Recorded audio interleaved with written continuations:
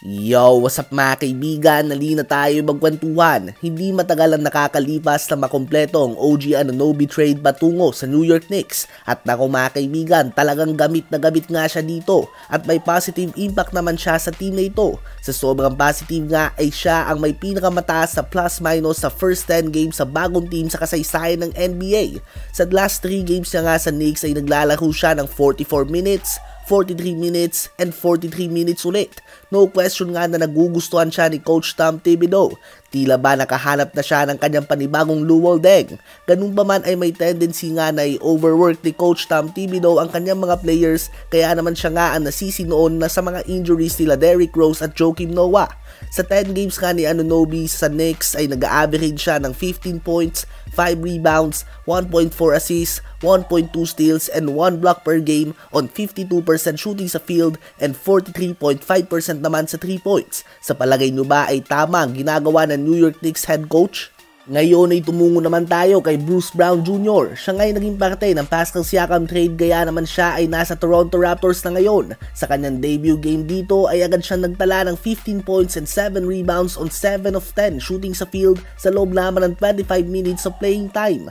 Ganun pa man ay may edad na nga si Bruce Brown na 27 years old at medyo alanganin na nga ang edad niya para sa rebuilding team na ito ng Raptors na gusto pa na ibata ang kanilang players at nag-iipon ng draft picks. Ayon kay Woj ng ESPN ay since last free agency pa ay interesado ng Lakers kay Bruce Brown Jr. at malapit na nga daw sana itong pumirma dito, ngunit biglang pumasok ang Indiana Pacers sa usapan na may 45 million deal at ito nga tinanggap ni Bruce Brown.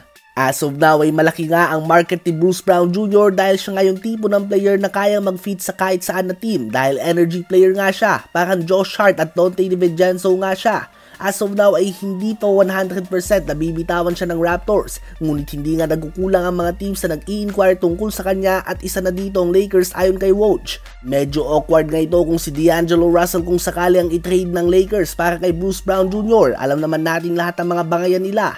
Ngayong season nga ay sumasahod si Bruce Brown ng mahigit $22 million habang si D'Lo naman ay 17 million lamang. So kailangan pa nga ng mga salary filler dyan mga kaibigan na kailangan idagdag ng Lakers kung nais silang makompleto ang trade na ito. Kayo ba mga kaibigan, papayag ba kayo sa D'Angelo Russell, Jalen Hood-Schifino and 2 draft picks para kay Bruce Brown Jr. o too much na ito?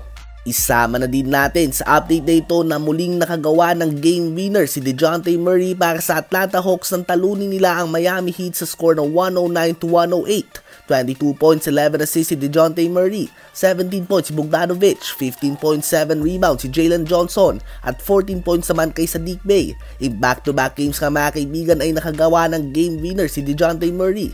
Last game na nga ginawa niya ito kontra sa Orlando Magic.